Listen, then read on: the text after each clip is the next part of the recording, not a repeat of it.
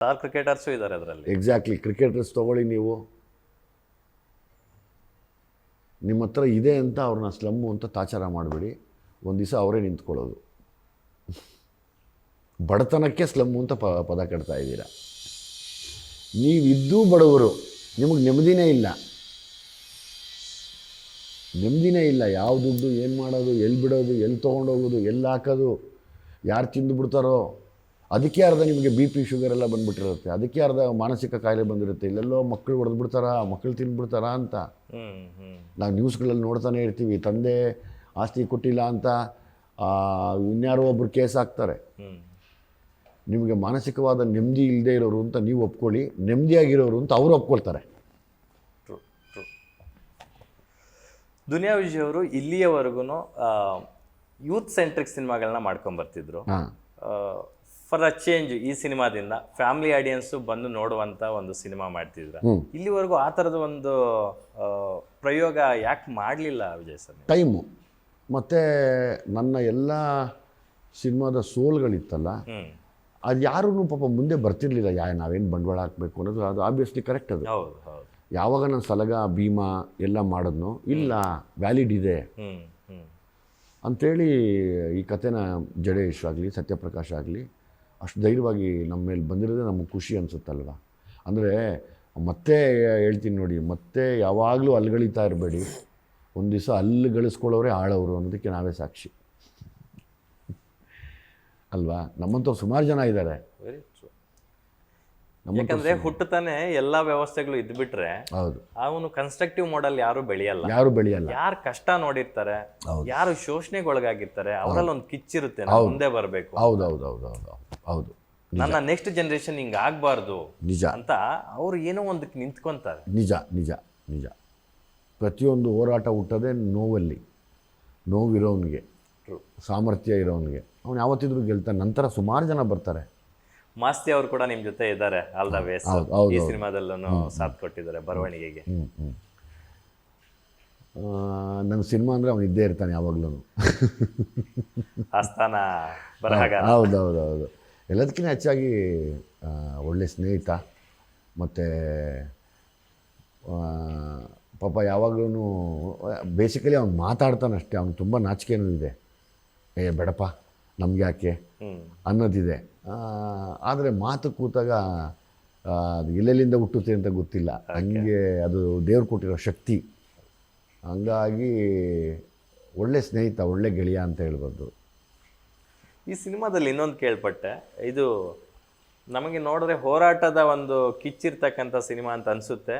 ಶೋಷಣೆಗೊಳಗಾಗದಂಥವ್ರು ತಿರುಗಿ ಬೀಳುವಂಥ ಒಂದು ಕತೆ ಅಂತ ನಮ್ಗೆ ಅನಿಸುತ್ತೆ. ಅದರ ಹೊರತಾಗಿ ಲಕ್ಷ್ಮೀ ಸರಸ್ವತಿಯ ಸಂಘರ್ಷ ಅಂತ ಕೂಡ ಕೇಳ್ಪಟ್ಟೆ.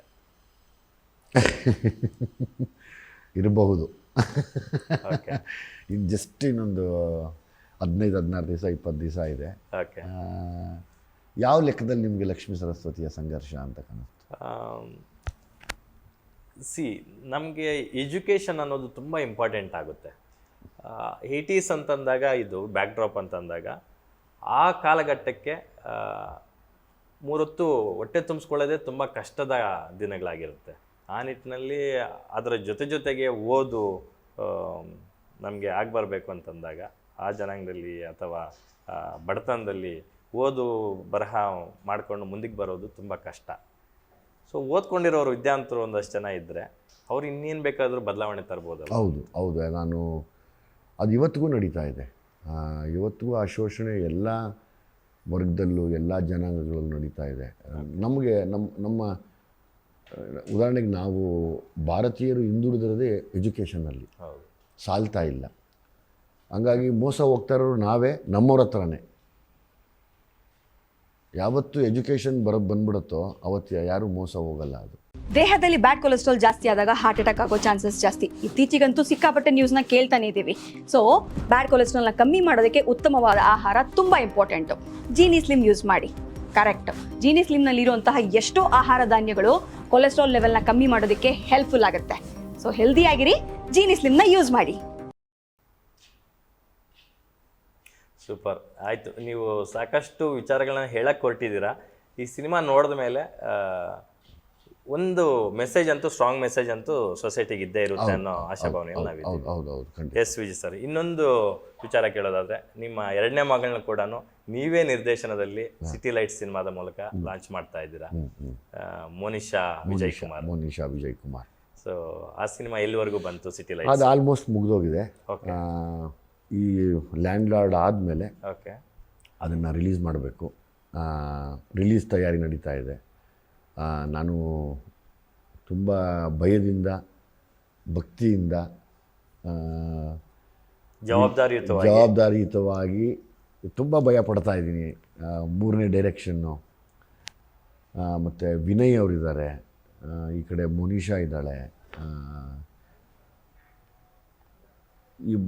ಈ ನಾನೇ ಡೈರೆಕ್ಟ್ರಾಗಿ ಆಚೆ ನಿಂತಿರೋದ್ರಿಂದ ಅದು ತುಂಬ ಏನು ಹೇಳ್ತಾರೆ ಅದಕ್ಕೆ, ಅಟೆನ್ಷನ್ ಇರುತ್ತಲ್ಲ, ಅದಿದೆ. ಆಮೇಲೆ ಅವಳು ಮೋನಿಶಾನು ಕೂಡ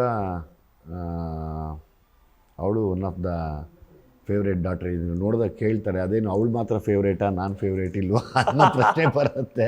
ನಾವು ಈ ಹಿಂದಿನ ಸಿನಿಮಾಗೆ ಒಂದು ಸಂದರ್ಶನ ಮಾಡುವಾಗ ಕಾರಲ್ಲಿ ಹೋಗ್ತಾ ಒಂದು ವಿಡಿಯೋ ಕಾಲ್ ಮಾಡಿದ್ರಿ ನೀವು. ನನ್ನ ಫೇವ್ರೇಟ್ ಮಗಳು ಇಲ್ಲಿ ಇಲ್ಲದರ ಅಂದಿದ್ದಕ್ಕೆ ನಾನು ಫೇವ್ರೇಟ್ ಅಲ್ವಾ, ಅಲ್ಲೇ ಒಂದು ಸಣ್ಣ ಜಗಳ. ಇಲ್ಲ, ಅದೇನಾಯ್ತು ಅಂದರೆ ರಿತನ್ಯಾ ಹುಟ್ಟಿದಾಗ ಇಲ್ಲಿ ಕಚ್ಕೊಂಡಿದ್ಲು, ಮೋನಿಶಾ ಹುಟ್ಟಿದಾಗ ಇಲ್ಲಿ ಕಚ್ಕೊಂಡಿದ್ಲು. ಯಾವುದನ್ನು ಬಿಟ್ಕೊಡೋಣ? ಎರಡು ಕಣ್ಣಿದ್ದಂಗೆ. ಅವಳು ಮೋನಿಶಾ ಏನು ಅಂದರೆ ಅವಾಗಿಂದ ಸಪ್ರೇಟು. ಅವಳು ಚಿಕ್ಕ ಮಗುವಿಂದನೂ ತುಂಬ ಅವಳದೇ ಏನೋ ಸಪ್ರೇಟ್ ಅನ್ಸೋದು. ಎಲ್ಲ ಏನು ಮಾಡ್ತಿದ್ರು ಸಪ್ರೇಟ್. ಅವಳು ಓದೋದ್ರಲ್ಲಾಗಲಿ, ಬರೆಯೋದ್ರಲ್ಲಾಗಲಿ, ಅಥವಾ ಅವಳು ಫ್ಯಾಷನ್ ಮಾಡ್ಕೊಳ್ಳೋದಾಗಲಿ ಸಪ್ರೇಟ್ ಅನ್ಸೋಳು ನನಗೆ.